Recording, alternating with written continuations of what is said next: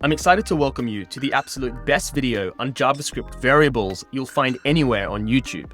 In this video, I cover everything you need to know in detail and use interactive animations, beautiful illustrations, and professional editing to ensure you remain engaged in order to maximize your learning. So let's jump in. So let's start off by discussing what are variables. Variables stores values that can be accessed and manipulated throughout a program. In the juice bar analogy I've been using, let's consider when our ingredients are all under the counter. We have our countertop with our blender, and at the moment, no counter space is being used. The ingredients are not actively on the counter being used. In the previous video, inside VS Code, I just added some numbers, but they're just floating around here. At the moment, we're not able to actually use these in our program. It's kind of like they're under the counter in our juice bar. So let's now take a look at when our ingredients are on the counter. The counter space is now being used. The ingredients needed for the juice we're making are in containers ready to be used. Now what's important to understand here is that the ingredients are on the counter in a container. The container is holding the ingredient that we're going to use. The other interesting thing is that counter space is being used. In JavaScript terms, it means that memory in our browser is now being occupied. I'm on the EasyJet.com homepage, and if I hover over this tab, you can see towards the bottom it says memory usage 373 megabytes. Now part of this memory being used is storing data in variables needed for this web application to run. And just like in our juice bar, where ingredients were stored in containers on the counter, it's the same thing on our web page here. Data is being stored in variables and is taking up space. And for a web page, that's memory. On my MacBook, if I head over to Activity Monitor and click on Memory, this shows me the usage of my random access memory, my RAM. So you can see Google Chrome over here, and over here. So the memory usage of 323 megabytes is coming from the RAM on my device. So long story short, just like ingredients on a counter take up space, so too do variables on a web page. So let's now discuss variable types. There are two different types of variables in JavaScript. The first variable type we have is let. This is the JavaScript let keyword. Following the let keyword, we then have a variable name, in this case city. The variable name can be anything you want. We then give the variable a value. And to do this, we use the assignment operator, which is just the equal sign. We'll be talking a bit more about the assignment operator later on in the course, but the assignment operator kind of does what it sounds. It assigns a value to the variable. In this case, I'm going to assign the string London to the variable city. We call this our value. And this can be any primitive values, like numbers, strings, or booleans. Now, what you see here is called declaring a variable. And it's common to end a variable declaration with a semicolon like this. This isn't required, but it is best practice and makes your code a bit cleaner. Now, the use of semicolon can be a bit confusing, because there's times when we use semicolons for different code we write, and there's times we don't. Soon, in another video, I'm going to be providing a summary of when to use semicolons, but we do need to learn a little bit more first. Now, the really important feature of using let to define a variable is that it can be reassigned a new value once initialized. And in fancy JavaScript terms, we call this mutable, which means that the variable's value can change. In our juice bar analogy, it's like we have a container that can hold any ingredient. So for example, we might have some chopped up carrots, but then later on we can replace this with some chopped up apple. So the really important feature of the let variable is that once it's defined with one type of value, we can always change it to another. Alright, so let's go play around with this inside VS Code. So I've gone ahead and set up an index.html file, I've grabbed the boilerplate, and I've linked a JavaScript file called script.js. Inside script.js, I'm going to go declare a variable using the let keyword called name. I'll use the assignment operator, and I'm going to give it a string value of my name, Daniel. And I'm going to end this declaration with a semicolon.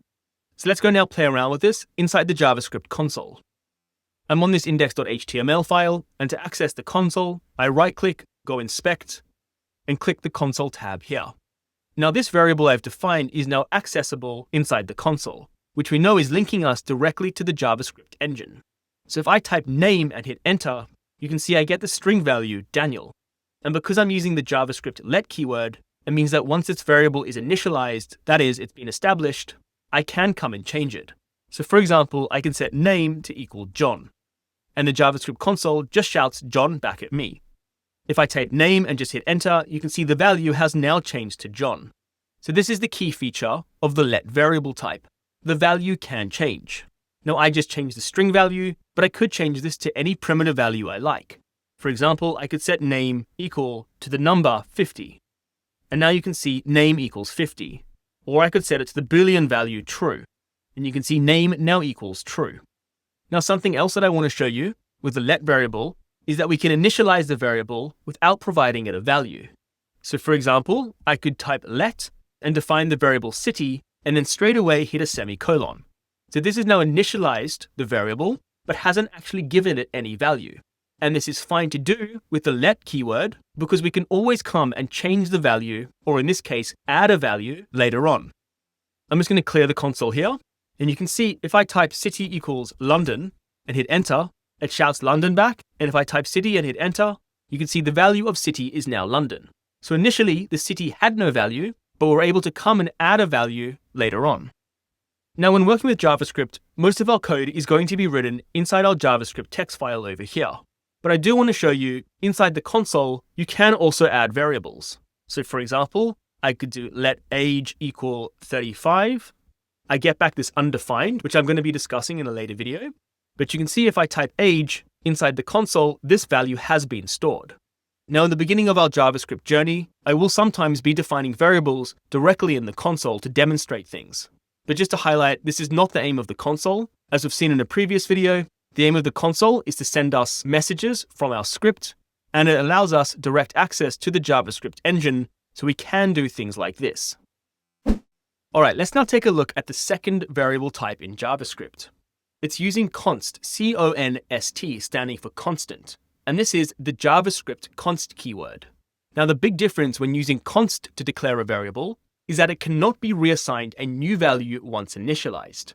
And in fancy JavaScript terms, we call this immutable, which means that the value of the variable cannot be changed. In our juice bar analogy, it's like defining a container of kiwi. Now the reason in our juice bar why we might want a specific container just to hold kiwi is that some people can be allergic to kiwi fruit. So we don't want other fruit mixing inside this container. So once the container holds the ingredient, it can't change. So let's go play around with the const variable inside VS Code. Okay, so picking up where we left off, I'm just going to remove this for now, and I'm going to change the let variable to const. So now the variable name, Daniel, cannot change.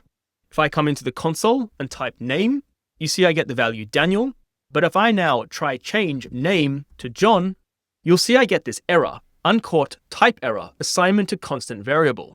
What's happened here is that the JavaScript console has thrown an error.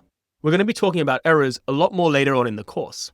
But this hopefully demonstrates how a const variable cannot change. The value Daniel is now the only value name can be. Let's now take a look at what we did earlier with the let keyword and initialize a variable with no value. So I'll type const city and I won't give it a value. You can see we get this red squiggly line, and if I hover over it, it says const declarations must be initialized. Because the whole point of a variable is to hold a value, and with the const keyword, we can't come and change it. It means we always have to give it an initial value. So one question you're going to have now is, when do I use each of these variables? So let's now discuss variable selection philosophies. There are two schools of thought with how to use const and let variables. Now, this is actually quite a complex subject and is quite hard to address very early on in your JavaScript journey. But I'm going to do my best so you can try get a flavor of what's going on. To do this, I've got this summary table where I'm going to be looking at the different philosophy, its approach, and an example. So the first philosophy says, we only use const for true constants and use let for everything else. When I say a true constant, I mean something that just isn't ever going to change. For example, we could have a variable const water boiling point equals 100, where 100 is degrees Celsius.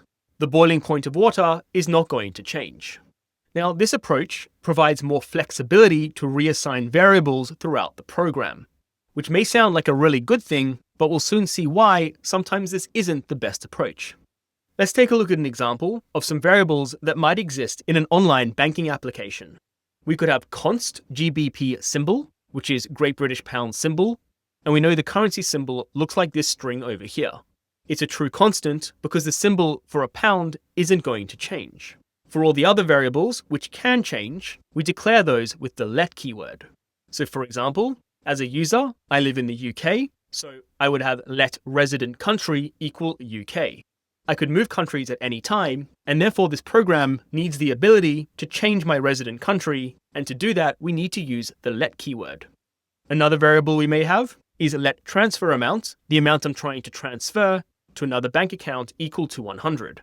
Now, obviously the program needs the transfer amount to be any value, to allow me to transfer any value out of my account. Now, I just want to focus on the resident country, as I'm going to be comparing that in the column next to this soon. I just want to highlight for now, this is not a true constant as people can move countries. So using the let keyword is sensible here. It allows flexibility in my program for users of the banking application to move countries and update their resident country. Let's now take a look at the other philosophy. The other philosophy says we used const for everything and let only when you know a variable will change. Now, when I saw this philosophy, my knee-jerk reaction was, this just doesn't make sense. Why wouldn't I want to use let for everything to allow me maximum flexibility? Now, the main reason for this approach, which won't seem so obvious right now, is that any variable that changes value but shouldn't will be easy to spot as an error, so it is easier to debug. Now, this makes our code more immutable. That is, it changes less. And what we're seeing is that modern programming tends to favor immutability, which enhances security, predictability, and reduces bugs by minimizing unintended changes to data. We're going to be seeing this is a very popular philosophy in front-end frameworks like React. Now, just to bring this back so we can get a flavor for this at a simple level, looking at the same example, we would still use the const variable for the GBP symbol, but I'm now going to be using const for resident country and setting this to UK. Now, the reason I might want to do this is that some banking apps actually don't allow you to move country. If you move country, you're no longer eligible to use the account, and you need to shut it down. So if a user came on and tried to change their country, there would actually be an error. And having this kind of error is helpful for a developer because it shows that a user is trying to change their country, which means they're no longer eligible to be a user on the banking application. Now, this is a bit of an oversimplification, but I just want to give you a flavor at this point for why using const is sometimes more favorable, as it ensures our variables that are not meant to change aren't changing. Now, for transfer amount, we would have to still use the let keyword because the transfer amount rarely is a variable, in that the value we transfer each time changes. So just to highlight the resident country here, where I'm using const for this philosophy, this ensures a user's resident country cannot change. Now, this is quite advanced stuff, so don't worry if you don't fully understand it. I just want you to get a high-level understanding of the two philosophies out there and a rough idea of their approaches. Now, it's important to highlight how these variable philosophies are going to play out in your JavaScript journey. We use let more often for primitive values due to their changing nature, but later we'll use const more for complex values due to referencing. Now, referencing is a more complex topic that's all about memory storage. So don't worry too much about it right now. I just want to get the idea across that in the beginning of our journey, we're mostly going to be using the let keyword. But as we progress to more intermediate and advanced topics, we're going to be using const a lot more. As a recap, in the previous video, we looked at primitive values, which are those values that can't be broken down any further, and are values like strings, numbers, and booleans. And for primitive values, we're mainly going to be using the let keyword, like let total price equal 20. 20 is an example of a primitive value, and because a primitive value is used, we're using the let keyword as the variable changes value. For example, the total price in a shopping cart is going to change depending on the items inside of it. For more complex values, we're going to be using the const keyword. Here's an example of a more complex value, where we have const temperatures, and this is called an array. It's a comma-separated list of different temperatures. An array is an example of a complex value. And arrays are a topic in of itself we're going to be looking at later on in the full course. Now, for this variable temperatures, we do not want the reference to change. Now, that will make absolutely no sense to you now, and I really don't want you to worry about it too much. I just want you to understand that for complex values, we're going to be using const a lot more, whereas when we're storing primitive values like numbers, strings, and booleans, we're going to be using let. So just be prepared that as we move through this course, we're going to be starting off using let a lot more, and then we're going to be switching to const. And later on in the course, when we have a better understanding of how JavaScript works, I will explain what this all means in a lot more detail. Now, I mentioned that there were two types of variables in JavaScript. In fact, there is a third one, but this is an older variable declaration. There is an older variable declaration that is outdated and should no longer be used. The variable is defined like this, with the JavaScript var keyword, where var stands for variable. Now, the reason I need to bring it up is that you may see var floating around out there in older videos or on older code bases. But in modern JavaScript, you should not be using this keyword. You should only be using let or const. Now, the var keyword can be reassigned a new value once initialized. So it's very similar to the let keyword in that respect. Let and const have replaced var as they provide better scoping rules and clearer intent for variable usage. Scoping is a topic we will learn later, and intent is about if a variable is able to be reassigned or not. Using const clearly shows that this variable should not change, whereas using let shows that the variable can change. So that's what I mean by intent. Using let or const straight away provides a better intention to whether the variable is going to change or not throughout the program. Now, the next thing we need to discuss are variable naming conventions. Programming languages have distinct variable naming conventions. To get an understanding of this, I'm going to be showing three popular naming conventions. The first is called camel case. Camel case is about the appearance of the first letter in each word, where the first word is lowercase and subsequent words are uppercase. An example of this is the variable name delivery address city. You can see the first letter of the first word D in delivery is lowercase, whereas the other two words address and city both have their first letter uppercase, that is an uppercase A and an uppercase C. And you can see these kind of look like humps, hence the name camel case. Camel case is very commonly used in JavaScript, and we're going to be using this notation to name all our variables throughout this course. Now, just for context, I want to show you two other kinds of naming conventions. There's Pascal case, where each word starts with an uppercase letter. So it looks like this, where it's similar to camel case, but also the first letter of the first word is uppercase. So you can see the first letter of every single word is uppercase. Pascal case is commonly used in the language C++. The final naming convention I want to look at is snake case. This is lowercase words separated by underscores. And it would look like this, where our different words are all lowercase, and you can see an underscore is separating them, and it kind of looks a bit like a slithering snake. Snake case is commonly used in Python.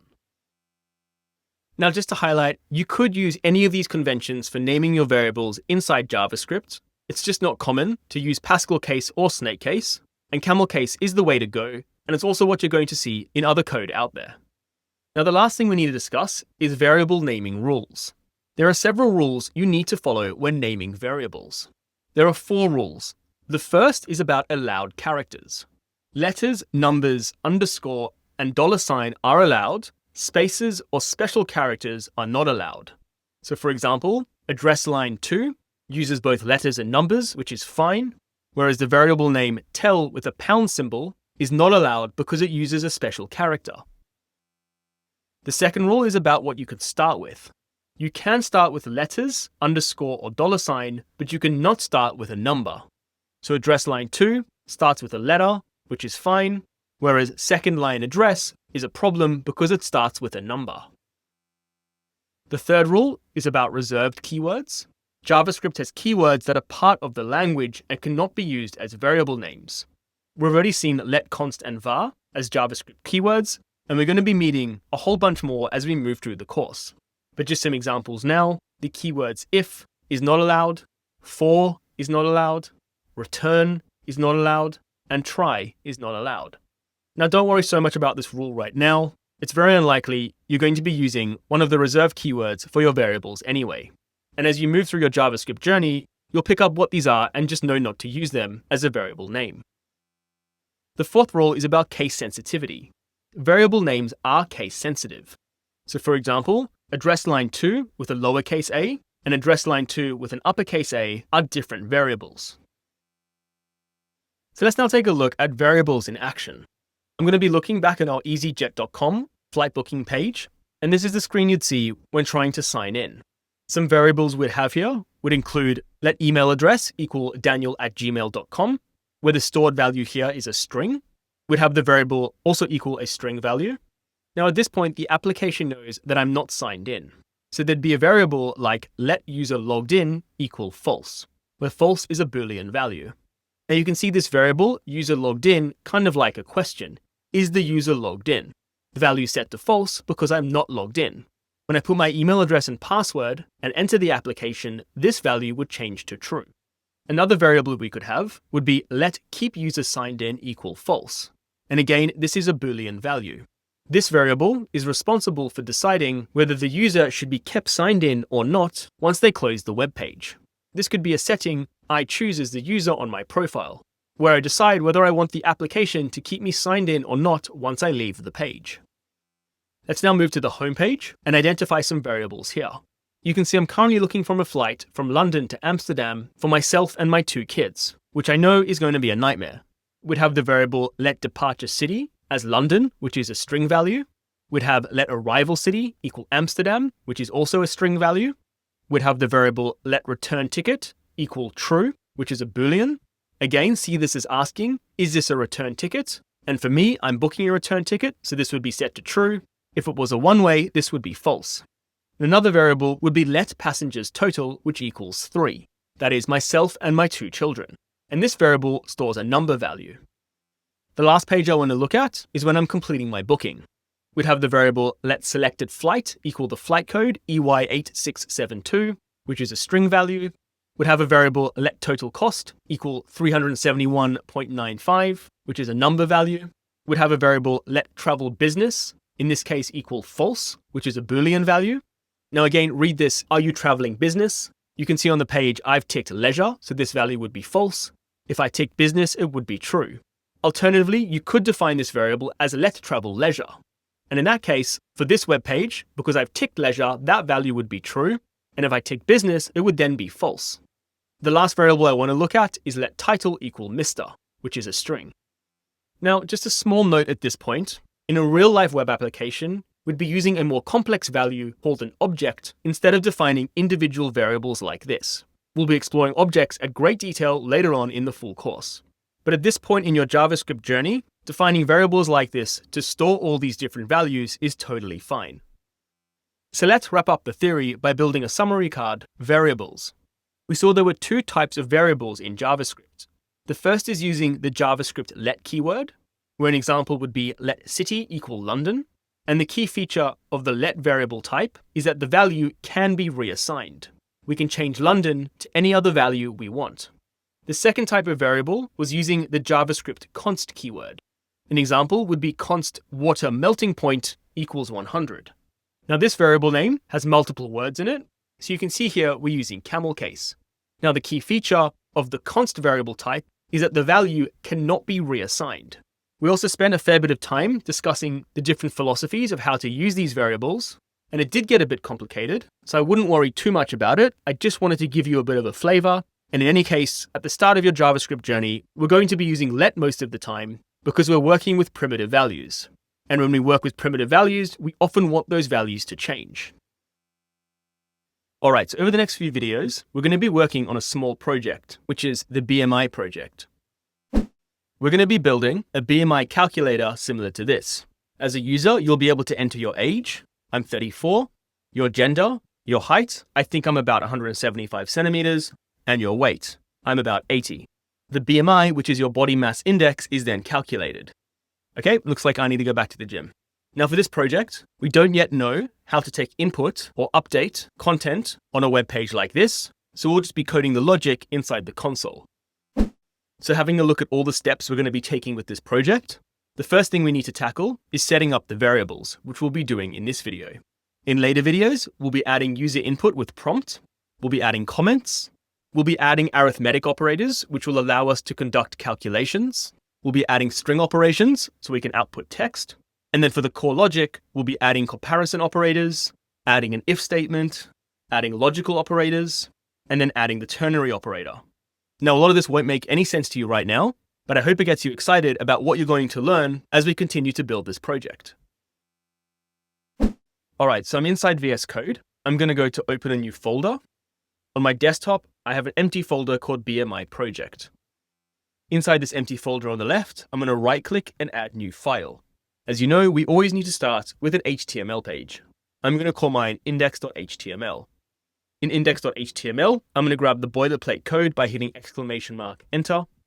Okay, back inside the file directory, I'm going to right-click new file. I'm going to create a JavaScript file called app.js. Back inside index.html, just before the closing body tag, I'm going to grab our script tag. I'm going to get the source attribute, and I'm going to link app.js to this index.html file. So we now have our HTML file, which will load in the browser. And because we have this script tag here, it means that whatever is written in this script will execute inside the JavaScript engine. So all we're going to be doing in this video is defining our key variables. Now, as I mentioned earlier, when we store primitive values in variables, we're mostly going to be using the let keyword. So I'm going to grab let, and I'm going to set a variable weight equal to 80 kilograms. And I end this declaration with a semicolon.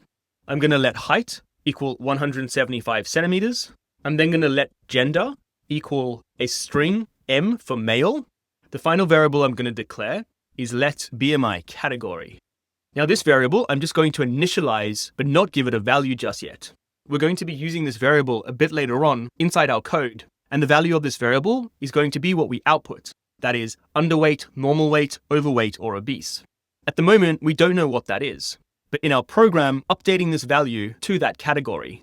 Now, because I know the exact shape of this project ahead of time, I know that I need to declare this variable. But in most coding projects, you might not yet know that you need this variable. So when you get up to that logic, you can just declare it then. I just want to declare it now because I want to show you an example of just initializing a variable without a value, which we learned about earlier. So don't worry so much about this now. You'll see later how we're going to use it inside our program. But we've now defined our key variables. We have weight, height, gender, and this empty BMI category. Let's go confirm these variables exist inside the console. I'm going to open up the index.html file in my browser. I'm going to right-click Inspect to open up DevTools. I'll go to the console, and I'm just going to type weight.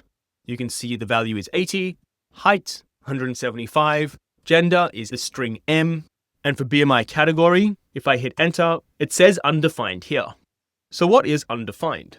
We'll be discussing what this is in the next video. If you've enjoyed this style of teaching and are looking at mastering JavaScript, you can join me in my JavaScript full course, which is available for free on my channel. The course is designed for complete beginners and covers everything you need to know to code JavaScript at a professional level. In the course, you'll experience the same high-quality teaching and build a whole range of real-life projects from scratch. Join me today and also make sure to subscribe to the channel to stay in the loop with new releases. See you in the JavaScript full course.